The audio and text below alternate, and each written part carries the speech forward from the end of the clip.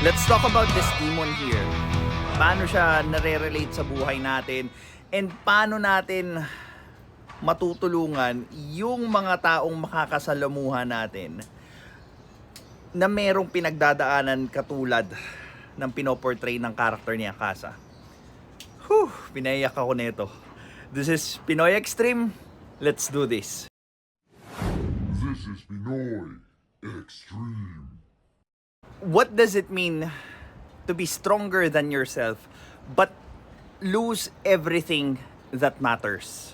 Now, Akasa is a third-rank demon doon sa upper-ranking demons sa Demon Slayer.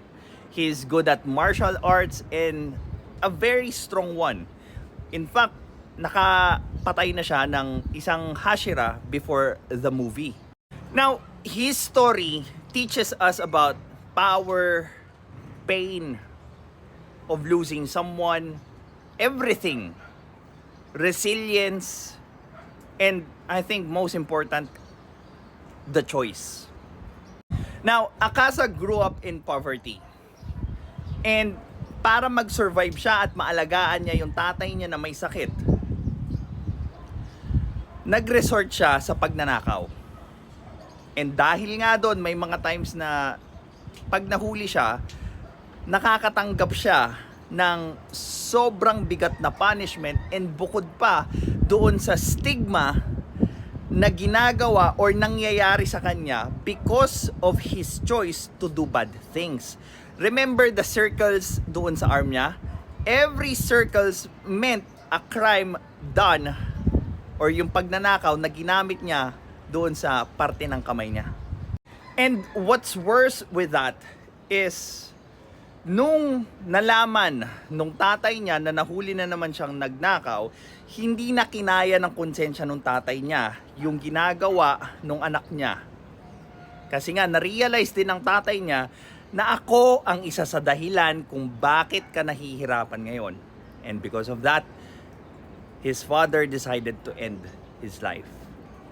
So sa murang edad pa lang, sinusubukan na siya ng buhay, and it seems like before the world has even capable of giving you something, it needs to take away everything from you. And you know why? Because once everything is stripped out of you, that's where you're going to know who you really are. Doon mo makikita yung character mo, yung values mo, na kung saan kahit tanggalin lahat ng mundo sa'yo, yung definition mo ng sarili mo ay would be what's left after the world has stripped you with everything. Now, after mawala nung tatay niya, ang meron na lang siya is yung character niya, sarili niya, strength. Now, dumating yung panahon na nakatagpo siya ng isang taong mas malakas pa sa kanya, and yun yung nagbigay ng direksyon sa buhay niya.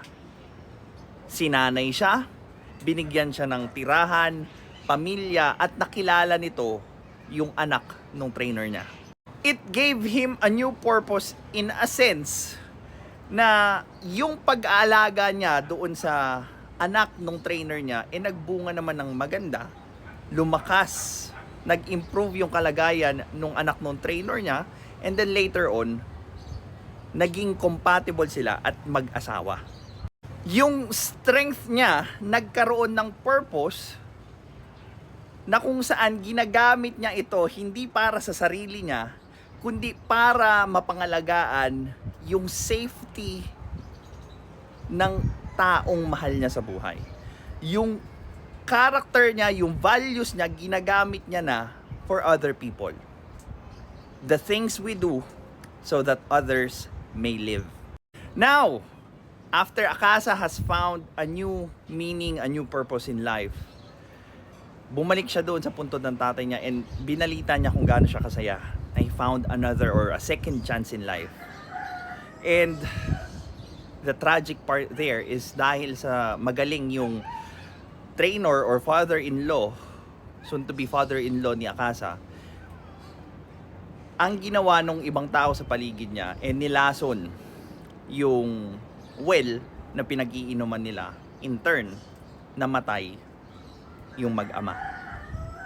Now, you have a strength pero hindi mo na alam kung ano yung purpose ng strength na yon.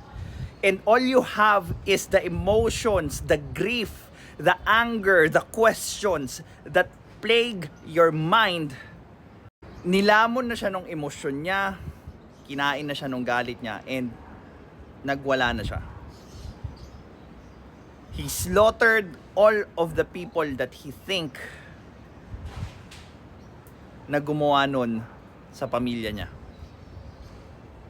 Mali yung ginawa niya, but at the same time, naiintindihan ko kung bakit niya nagawa yun.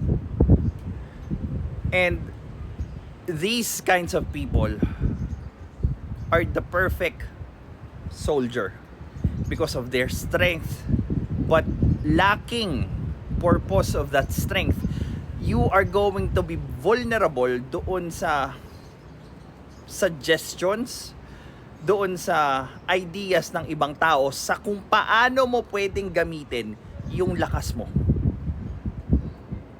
And naabutan nga siya ni Muzan, binigay niya yung kakayanan na lumakas siya ng lumakas, but without a purpose. Naging perfect soldier siya ni Muzan up to the point na nahirapan ng matalo ng mga Demon Slayer si Akasa because doon sa kagustuhan niyang lumakas. But again, strength without purpose will make you become a perfect tool for other people, especially doon sa mga may ill intent na tao. Now, as the battle progress, doon kay Tanjiro at tsaka si Akasa and yung isa pa, I forgot the name, unti-unting nare-regain ni Akasa yung reason kung bakit niya gustong higitan yung sarili niya. It's because I want to protect the people that I have. I want them to become safe. And hindi lang basta lumakas ako nang walang dahilan, kundi para maalagaan ko yung mga mahal ko sa buhay. And I thought nung huling move niya, Tanjiro and this company would be, destroyed. Because kahit pugutin mo yung ulo niya, his body, every inch of it, his cells, is still wanting to become better than himself. But nung naalala niya yung asawa niya, yung master niya, he suddenly came into realization na this is enough. I have no more business of growing stronger because I have no one to protect to. I am damaging other people who also just wants to protect other people, and yung memory nung family niya is more than enough para pigilan siya na dagdagan pa yung mga masamang bagay na pwede niyang magawa. And with that, he committed, well, for the lack of better term, suicide. He destroyed his own self. Yung self niya, hinigatan niya by being stronger than it. And up until the last breath, sinunod niya yung turo ng master niya, and na-regain niya yung humanity niya by doing what is right. Well, this is Pinoy Extreme. Sana nagustuhan niyo yung kwento ni Akasa, and I hope you have a good day.